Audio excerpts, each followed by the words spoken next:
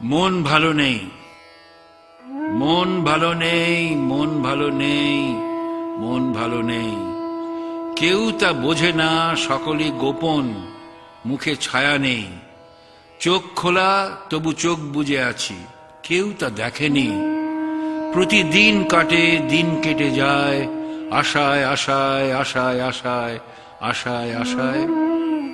এখন আমার ওষ্ঠে লাগে না কোনো প্রিয় স্বাদ। এমন কি নারী, এমন কি নারী, এমন কি নারী, এমন কি সুরা, এমন কি ভাষা। মন ভালো নেই, মন ভালো নেই, মন ভালো নেই। আজকে এরকম একটা অনুষ্ঠানে মঞ্চে দাঁড়িয়ে শ্রদ্ধা অর্পণ করতে গিয়ে আজকেও কিঞ্চিত লজ্জিত, বরাবরের মতন। ঠিক যেরকম সুনীলদার সঙ্গে দেখা হলে আমার অবস্থা হতো, কোনোদিনই খুব বেশি কথা বলে উঠতে পারিনি। উনি আমাদের দুটো অ্যালবাম উদ্বোধন করেছিলেন, চ এবং ডাকনাম। নতুন যে অ্যালবাম আমাদের বেরিয়েছে সেই অ্যালবাম বেরোনোর সময় অবধি উনি তো ছিলেন, কিন্তু সেই অ্যালবামের গান উনি শোনেননি। আমি একটা গান তার থেকে গাইছি আজকের এই অনুষ্ঠানে। সে গিয়েছে বনে গোপনে আনমনে, সে গিয়েছে বনে গোপনে আনমনে, সে লিখেছে গাছের গায়ে নাম অমলতা, সে দিয়েছে পাড়ি আসমানি রেলগাড়ি, সে দিয়েছে পাড়ি আসমানি রেলগাড়ি, সে দিয়েছে বুকের ছেঁড়া মেয়ে বোবা বাতাস। রাত্রি দাঁড়ালো চৌকাঠে, একলা একাকী রাজপাটে। রাত্রি দাঁড়ালো চৌকাঠে, একলা একাকী রাজপাটে। আধখানা আদরের ঘাটে মুছে গেল সোহাগী মায়ার কাজল,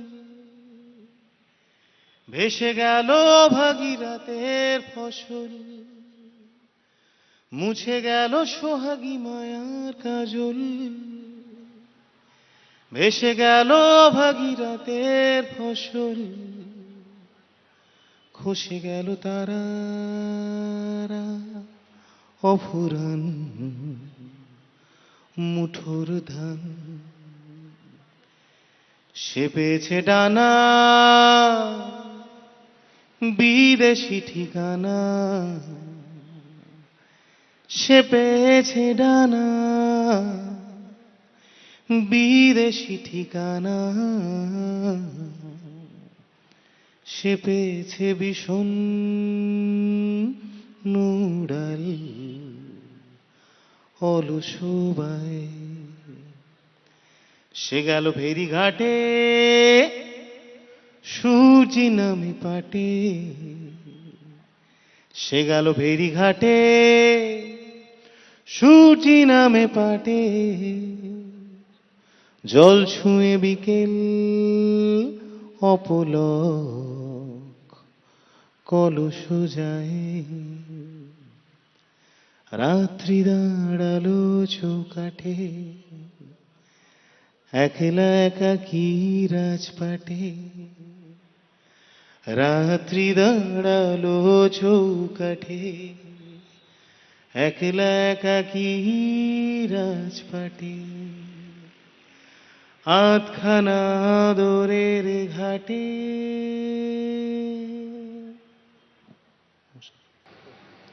আমার মনে আছে আমার প্রথম গল্প দেশ পত্রিকায় যখন বেরিয়েছিল 67 সালে, তখন আত্মপ্রকাশ বেরিয়ে গেছে। আত্মপ্রকাশ আমাদের কাছে একটা মাইলস্টোন, কারণ তার আগের বাংলা সাহিত্য সমরেশ বসুর হাত ধরে বাঁক নিলেও আমাদের মানুষের মানসিকতার সঙ্গে মিলছিল না। আমাদের বিখ্যাত লেখকরা তারাশঙ্কর বিভূতিভূষণ থেকে শুরু করে যারাই লিখে গেছেন বাংলা সাহিত্যকে ভরিয়ে দিয়ে গেছেন, অনবদ্য তাদের রচনা। কিন্তু আমার মনে হতো আমি দর্শকের ভূমিকায়, আমি দর্শক হিসেবে সেগুলো পড়ছি, আমি দর্শক হিসেবে সেগুলো দেখছি, কিন্তু ঠিক আমার লেখা নয়, আমার মনের লেখা নয়। আত্মপ্রকাশ পড়ার পরে চমকে উঠেছিলাম, এ তো আমার লেখা, আমার মনের লেখা। যে লেখাতে একজন লেখক অকপট, যে লেখা পড়লে মনে হয় আমি এই উপন্যাসের চরিত্র, এটা আমারও কথা। যেখানে বলা হয়েছিল কোনো রকম কাপড় নেই, কোনো রকম ঢাক আড়াল এগুলো নেই, একেবারে সহজভাবে নিজের কথা বলা। আমি বিশ্বাস করি সুনীল গাঙ্গুলি আত্মপ্রকাশ না লিখলে আমি লেখক হয়ে উঠতে পারতাম না। আমি আত্মপ্রকাশ আমাকে অনুপ্রাণিত করেছিল। আমি আত্মপ্রকাশের কপি কখনো করিনি, কিন্তু আমাকে একটা দিক চিনিয়ে দিয়ে গেছিল। আমাদের এই প্রজন্ম, আমার প্রজন্ম থেকে যে লেখাগুলো শুরু হয়ে যে লেখকরা এসেছেন,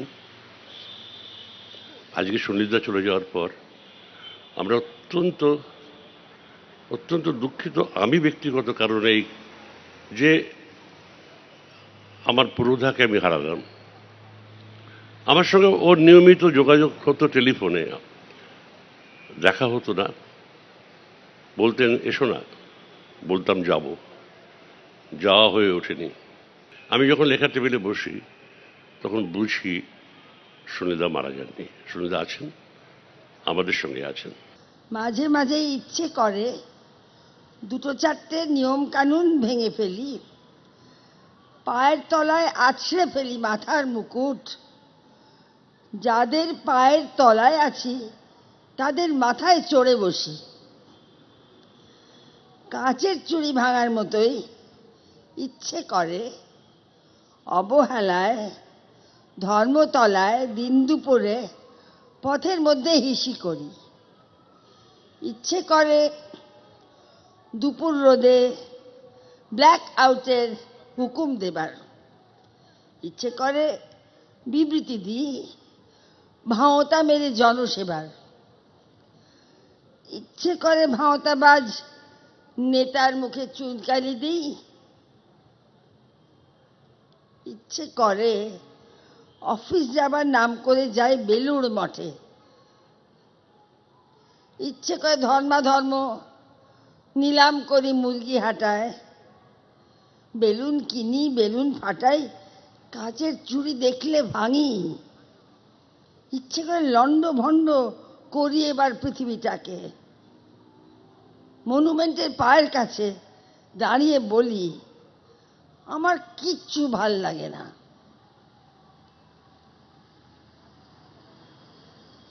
এটা অনেক ছেলেবেলার একটা কবিতা, আমাদের তো এখনো এরকমই মনে হয় আমার কিচ্ছু ভাল লাগে না। কেন রবীন্দ্রনাথকে তুমি বুকে জড়িয়ে বসে আছো জানলার ধারে? আমি কি কেউ না? আমি গরিব স্কুল মাস্টারের ছেলে, দাঁড়িয়ে আছি রাস্তায় হাঁ করে, জলকাচা ধুতির ওপর পেঁচা শার্ট পরে, পায়ে রবারের স্যান্ডেল। আমার কোনো জ্যোতিদাদা ছিল না, পিয়ানো অর্গান শুনিনি 7 জন্মে। আমার বাবা কোনোদিন সিমলে পাহাড়ে নিয়ে যায়নি আমাকে। জন্মদিনের উপর চামচ দিয়ে পায়ের সান্ন খাওয়া দূরে থাক, ফেনা ভাতে কোনোদিন ঘি জোটেনি। তবু আমি কি কেউ না? আমার নিজস্ব ঘর নেই, লেখার টেবিল নেই। যখন তখন আমার বিছানায় উড়ে আসে উনুনে ঠান্ডা ছাই। 3 বেলা টিউশন করি, সর্বক্ষণ পেটে ধিকি ধিকি করে খিদে। তবু আমি কবিতা লিখেছি, সবাইকে লুকিয়ে, মোম জ্বলা মাঝরাত্রে। আমার রক্ত ঘাম আত্মার টুকরো মিশে আছে তাতে। আমার বাবা শিরোপা দেবার বদলে জুতো মারতে উঠেছিলেন। স্বর্ণকুমারী কিংবা প্রতিভা নয়, আমার ছোটদির নাম চামেলি। আমার খাতার পাতা ছিঁড়ে সে বাতাসকে উৎসাহ দেয়। বাড়ির দেয়াল থেকে মাথার মোড় পর্যন্ত ঝনঝন করে উপহাস। বড় জামাইবাবু আমার মাথায় চাঁটি মেরে কপি বলে শালিকাদের হাসিয়েছেন। তবু আমি লিখেছি, আমি লিখে গেছি। রবীন্দ্রনাথ আমার এই চৌহদ্দির মধ্যে জন্মালে লিখতে পারতেন এক লাইনও? মন ভালো নেই, মন ভালো নেই, মন ভালো নেই, মন ভালো নেই। আজকে সুনীল গঙ্গোপাধ্যায়ের স্মরণে জানি না কি বলা উচিত, এত বিদগ্ধজনেরা আছেন। তবে খুব মনে পড়ে ওনার কথা। আমাকে খুব স্নেহ করতেন, খুব আদর করে ভালোবেসে কথা বলতেন, এবং সদা হাস্য চেহারাটাই সবসময় মনে পড়ে। আমার শেষ দেখা হয় ওনার সঙ্গে আমার ছবি মুক্তধারার প্রিমিয়ারে। আমি খুব খুব করে অনুরোধ করেছিলাম যদি উনি আসেন আমার ছবিটা দেখতে, এবং উনি সস্ত্রীক এসেছিলেন এবং যথেষ্ট মুগ্ধতা প্রকাশ করেছিলেন ওনার এই ছবিটার ব্যাপারে। সেটাই আমার শেষ স্মৃতি। কিন্তু যখনই আমার কোনো ভালো কাজ, কোনো লেখা, কোনো অভিনয়, কোনো নাচ উনি দেখতেন, তখনই ফোন করে বলতেন, দিব্য করেছিস। এই কথাটা এখনো কানে বাজে। তাই আমার কখনোই মনে হয় না যে উনি নেই আমাদের মধ্যে। এমন একজন মানুষ যে আমাদের প্রাণে সাড়া দেন, আমাদের জীবনকে প্রেরণা দেন, সেই মানুষরা কখনো হারায় না। সেই মানুষরা সবসময় আমাদের মধ্যে, আমাদের মনের গহনে বেঁচে থাকেন এবং থাকবেন। উনারই লেখা 4টে লাইন পড়ছি।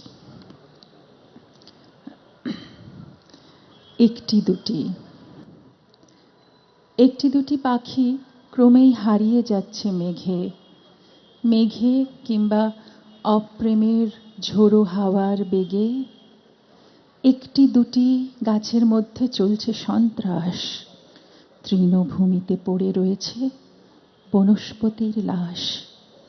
ইচ্ছেগুলো মুছে যাচ্ছে, ফুরিয়ে যাচ্ছে বেলা। যেদিকে চাই দেখতে পাই হারিয়ে যাবার খেলা। একটি দুটি পাখি ক্রমেই হারিয়ে যাচ্ছে মেঘে, মেঘে কিংবা অপ্রেমের ঝোড়ো হাওয়ার বেগে। যে মানুষ যত বড় হয় তিনি মনে হয় তত মাটির কাছাকাছি থাকেন। ছোট্ট আলোচনা এটুকুই মনে হয়েছিল। আজকে সুনীলদার এখানে এসে, সুনীলদার স্মরণসভায় এসে আমার নিজের গান অনেক কিছুই ভাবছিলাম, এটা গাইবো ওটা গাইবো, একটাই গান গাইবো, কিন্তু আমার প্রিয় একটা গান গাইছি।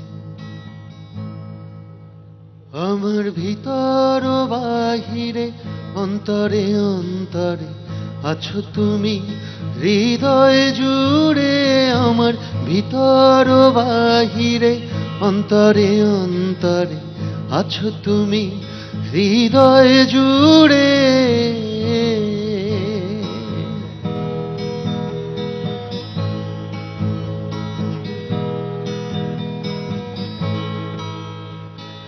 ঢেকে রাখে যেমন কুসুম পাপড়ির আবডালে ফসলের ঘুম, ঢেকে রাখে যেমন কুসুম পাপড়ির আবডালে ফসলের ঘুম, তেমনি তোমার গভীর চলা,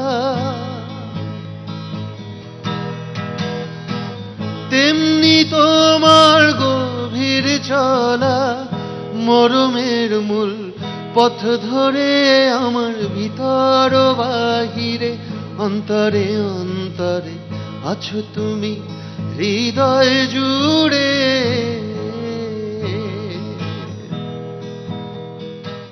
মন ভালো নেই, মন ভালো নেই, মন ভালো নেই, মন ভালো নেই। ওর গদ্য রচনা, বিশেষ করে ওর গল্প উপন্যাস পড়তে পড়তে আমার মনে হয়েছে যে আমি যেন ঠিক একটা অত্যন্ত সুলিখিত চিত্রনাট্য পড়ছি। অনেক গুণী লেখক আছেন আমাদের, অনেক গুণী লেখক আছেন, কিন্তু এই বিশেষ গুণটা বোধহয় সবার লেখার ভেতরে থাকে না।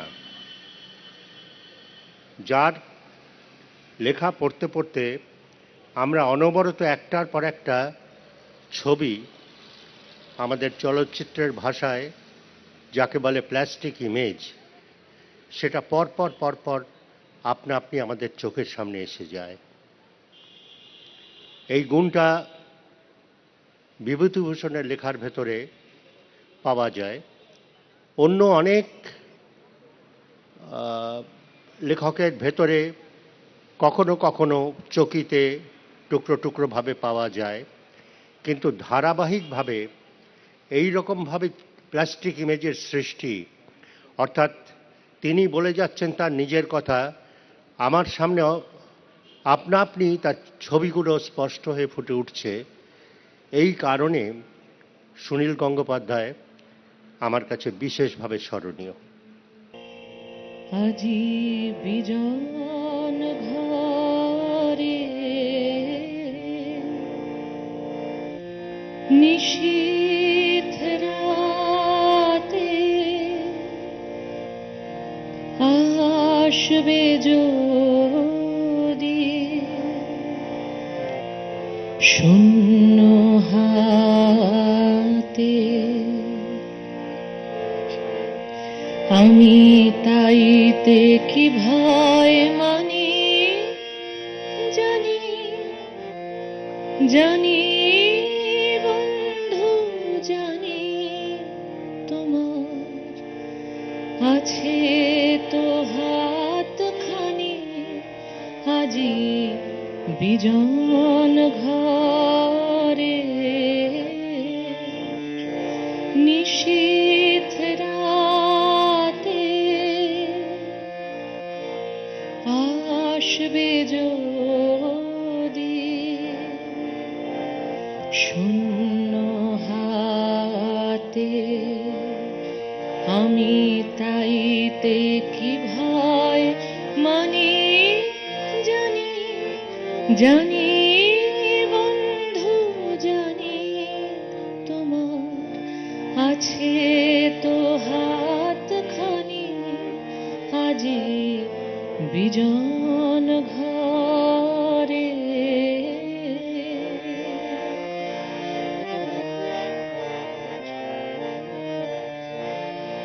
চাওয়া পাওয়ার পথে পথে দিন কেটেছে, কোন মতে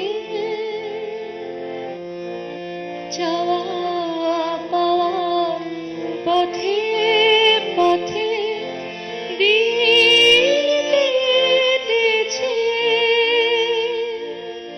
কোন মতে এখন সময় হলো তোমার কাছে আপনাকে দিয়ে আনি, জানি জানি বন্ধু জানি, তোমার আছে তো হাতখানি, আজি বিজন ঘরে।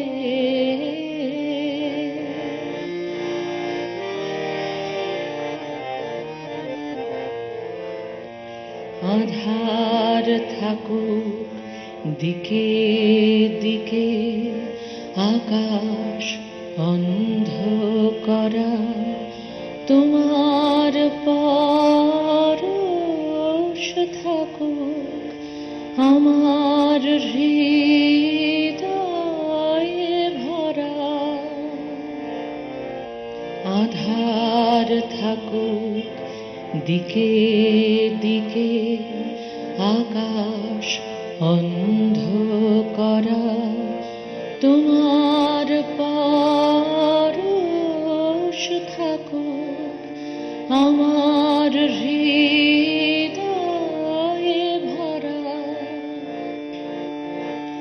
জীবন দোলায় দুলে দুলে আপনারে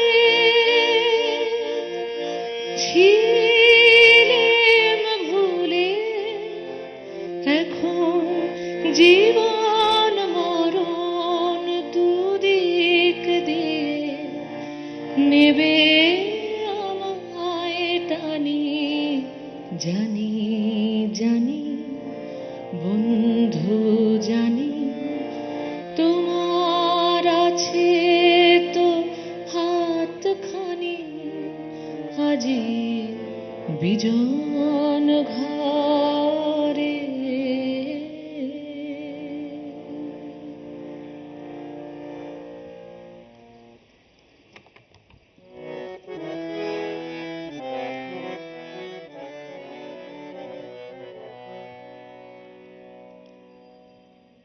স্টিফেন হকিংয়ের প্রতি।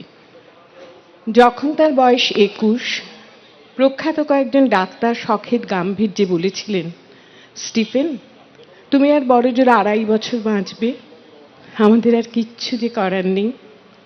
অসুখের নাম মোটর নিউরন, চিকিৎসা শাস্ত্রের অতীত।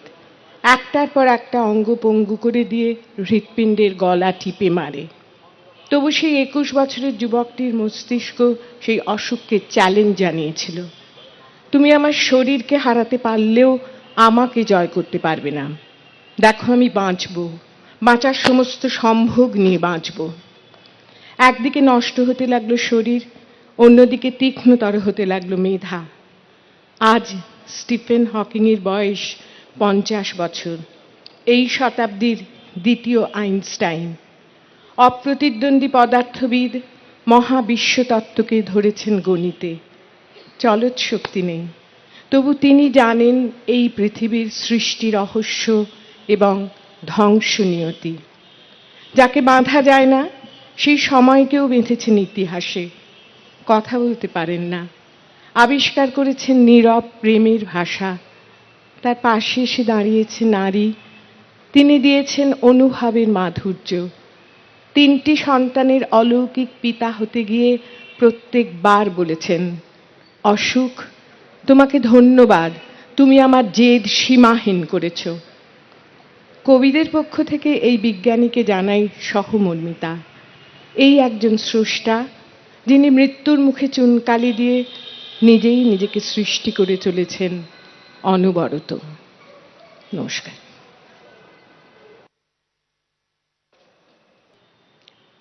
সুনীলকে আমি তার একেবারে ছেলেবেলায়, যদি 16-17 বছর বয়সকে ছেলেবেলা বলা যায়, তো সেই সময় থেকে আমি সুনীলকে দেখছি। আর আমার চোখের সামনে এটা সবসময় মনে হয়েছে যেন একটা চারা গাছ আস্তে আস্তে দিনে দিনে বড় হতে হতে একটা মহীরুহের আকার ধারণ করেছে। তার অনেক ডালপালা, আর সেই ডালপালা বিস্তার করে সে যেমন মানুষকে ছায়া দিচ্ছে, তেমনি সেই ডালপালায় বাসা বাঁধছে অজস্র পাখি। সুনীল কাউকেই কখনো না বলেনি। ছায়া বিস্তার করতে গিয়ে কাউকেই বলেনি তুমি এখানে স্বাগত নও। সুনীল তার চেয়ে যারা বয়সে ছোট, তাদের অভিভাবক তুল্য ছিল। এবং সবচাইতে এই যে তার প্রয়াণ, এটা সবচাইতে বড় ক্ষতি হয়েছে, এবং সবচাইতে যারা বেশি দুঃখ পেয়েছে তারা আমাদের তরুণ কবি সমাজ। শুধু কবি সমাজ না বলে বলা ভালো, তরুণ সাহিত্য সমাজ। সুনীলের মনে কখনো আমার তোমার ব্যাপারটা ছিল না। আমরা ওরা ব্যাপারটা কোনোদিনই তার মনকে দূষিত করতে পারেনি। সুনীল সকলকেই সাগ্রহে খুব বুকে টেনে নিয়েছে। আমার মাঝে মাঝেই যখন সুনীলের কথা মনে হয়, তখন ভাবি যে সত্যি আমাদের সংস্কৃতি জগতে, শুধু সাহিত্য নয়, আমাদের গোটা সংস্কৃতি জগতে অনেকখানি জায়গা জমি এক নিমেষে ফাঁকা হয়ে গেল। মন ভালো নেই, মন ভালো নেই, মন ভালো নেই, মন ভালো নেই। কোন খেলা যে খেলবো কখন ভাবি বসে সেই কথাটাই, কোন খেলা যে খেলবো কখন। ভাবি বসে সেই কথাটাই, তোমার আপন খেলার সাথে করো, তাহলে আর ভাবনা তো নাই। আপন খেলার সাথে করো, তাহলে আর ভাবনা তো নাই। কোন খেলা যে খেলবো কখন। ভাবি বসে সেই কথাটাই, কোন খেলা যে খেলবো কখন। শিশির ভেজা সকাল বেলা, আজকে তোমার ছুটির খেলা। শিশির ভেজা সকাল বেলা, আজকে তোমার ছুটির খেলা। বর্ষণহীন মেঘের মেলা, তার সনে মোর মনকে ভাসায়। বর্ষণহীন মেঘের মেলা, তার সনে মোর মনকে ভাসায়। কোন খেলা যে খেলবো কখন। আর সংস্কৃতি সমন্বয় এমন একটা সংগঠন যেটা একটা খোলা মঞ্চ। আমরা এখানে যেমন চেয়েছি আমাদের যা ঐতিহ্য, যা কিছু ভালো আমাদের পুরাতনের মধ্যে আছে তাকে আবিষ্কার করা, তেমনি আবার সামনের দিকে হাঁটার সময় যে কোনো সমস্যা, যে কোনো বিপন্নতায় শিল্প এবং শিল্পীর পাশে দাঁড়াবার ভূমিকা গ্রহণ করা। সঙ্গে সঙ্গে সমন্বয় শব্দটার মধ্যে যা আছে, যারা লেখেন, যারা ছবি আঁকেন, যারা চলচ্চিত্র তৈরি করেন, যারা নাটক করেন, যারা স্থপতি, যারা চিত্রশিল্পী, যারা গান এবং নাচের এলাকায় কাজ করেন, এদের সবাইকে কোনো একটা ছাতার তলায় দাঁড়াবার জায়গা করে দেওয়ার ইচ্ছেও এই সংগঠন তৈরির পেছনে ছিল। কারণ সত্যি আমাদের এখানে নানা মাধ্যমে কাজ করা শিল্পীদের একসঙ্গে মেলবার জায়গা এখনো খুব বেশি গড়ে ওঠেনি। আমরা সফল হব কি হব না জানি না, কিন্তু আমরা চেষ্টা করছি। আমাদের সঙ্গে ক্রমাগতই জুটে যাচ্ছেন নতুন নতুন মানুষেরা, নতুন নতুন ভালোবাসা, আগ্রহ আমাদের সঙ্গে এসে পড়ছে। সব মিলিয়ে চলছে সংস্কৃতি সমন্বয়ের কাজ। আজকে সেই কাজেরই একটা অংশ হিসেবে সুনীল গঙ্গোপাধ্যায়ের প্রতি আমাদের শ্রদ্ধা।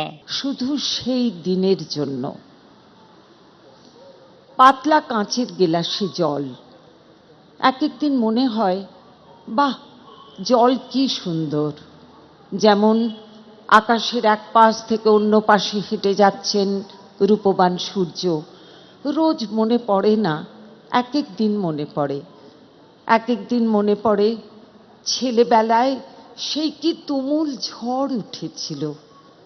রোজই তো কত চোখের দিকে তাকাই, শুধু একদিন চোখে পড়ে পৃথিবীর চোখ। বাতাসে ভেসে বেড়ায় প্রাণ পাখি, শুধু একদিন টের পাই সব বাতাসই বিনামূল্যে মহাশূন্যে ছুটে যাচ্ছে একটা ঢিল, তাতে জড়িয়ে আছে 700 কোটি অ্যামিবা। শুধু একদিনই টের পাই মহাশূন্যের চেয়ে কত বিরাট এই বুকের শূন্যতা। হঠাৎ এক সকালবেলায় একটা ঘাস ফড়িং লাফিয়ে এসে দারুণ বিস্মিতভাবে চেয়ে থাকে মুখের দিকে। সে কি যে দেখে, কে ছুঁড়ে ফেলে দিয়ে গেছে একটা কাঁই বিচি, তার থেকে উঠে এসেছে ঝিরিঝিরি পবিত্র এক তেঁতুল চারা। কাল তো ছিল না।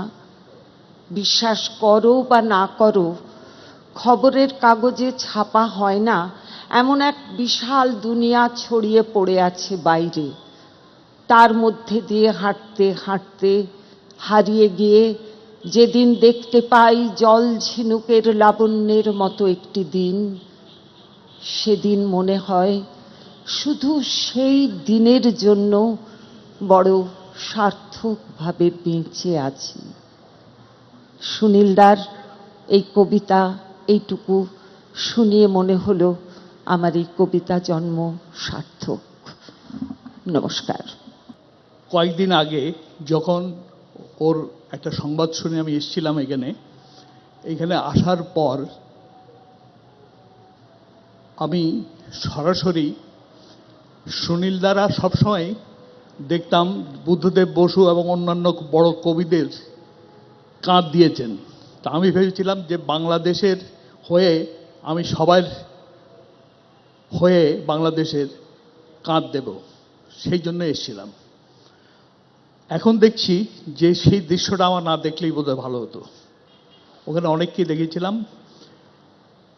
আর আমাকে এখনকার অনেকেই চেনেন না, সুনীলদার সঙ্গে আমার যখন দেখা হয়েছিল, সুনীলদা যখন আমেরিকা থেকে ফিরে এসেছিলেন, প্রথম দিন থেকেই উনি আমাকে বুকে টেনে নিয়েছিলেন। সেটা হচ্ছে মার্কাস স্কোয়ারে কৃত্তিবাসের একটা স্টল হয়েছিল, সেই স্টলে উনি বক্তৃতা করছিলেন। সেই থেকে আমার সঙ্গে যোগাযোগ। আর এখানে আমাদের শঙ্খদা আছেন, শঙ্খদারা দেখেছেন এর পরবর্তী সময়ে বিভিন্ন সময়ে আমরা বিভিন্নভাবে, সেই একটা বয়স ছিল, সেই বয়সটাতে এমন সব লোকেরা ছিল এক একজন মহারথী, যেমন হচ্ছে শক্তি চট্টোপাধ্যায়, যেমন ছিলেন সমরেন্দ্র সেনগুপ্ত, বা আরও যারা ছিলেন সেই সময়। সুনীলদা এলেন, তারপরে তো সেই হই হই হই হই বিরাট হইচই করেছি আমরা বিভিন্ন জায়গায়। আর আমাদের মধ্যমণি ছিলেন কমল কুমার মজুমদার। কমল কুমার মজুমদারকে আমি এখনো প্রণতি জানাই। কমলদা আমাদের জীবনের একটা বিরাট অংশ। কমলদার কাছে ওরা পাঠ নিয়েছিলেন সবাই, সুনীলদার শক্তি, সবাই তার নাটকে অভিনয় করেছে। আর আমাদের অগ্রজ কবি সৈয়দ শামসুল হক যে কথা বললেন, সুনীলদার ভোকাবুলারিতে আমি কোনোদিন না শুনিনি, না শব্দটি কোনোদিন দেখিনি কারোকে না। আর উনি যে কাঁদতে দেখেছিলেন একদিন, সেই কান্নাটা কিন্তু দুটো জিনিস হতে পারে। একটা, হক ভাই যে দেখেছিলেন তার বন্ধু পরিমল পিছনে দাঁড়িয়ে আছে, পরিমল দেশ ছাড়া হয়েছিল।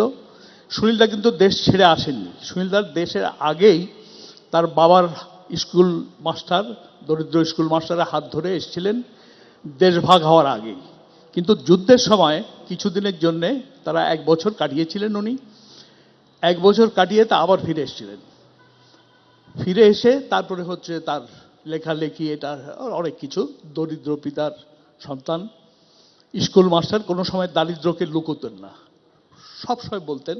এবং বাংলা ভাষা চর্চার খাতিরেই আমাদের একটু আগেই বলছিলেন যে আমেরিকা থেকে সেই সময় সব পেয়েছি, দেশ আমেরিকা থেকে ফিরে আসা কিন্তু চারটিখানি কথা নয়, শুধু বাংলা ভাষার প্রেমে চলে আসা, এটা একটা বিরাট ব্যাপার। এবং বাংলা ভাষার সেবা শেষ দিন পর্যন্ত তিনি করে গেছেন। ব্যক্তিগত স্মৃতি অনেক বলা যায়, কিন্তু ব্যক্তিগত স্মৃতির দরকার নেই। আমি ওই যে বুকের ওমটা পেয়েছিলাম, বুকের ভালোবাসাটা পেয়েছিলাম, সেই ভালোবাসাটা আমার কাছে বিরাট। নমস্কার। প্রথমেই আমি সুনীলদাকে আমার সশ্রদ্ধ নমস্কার জানাই।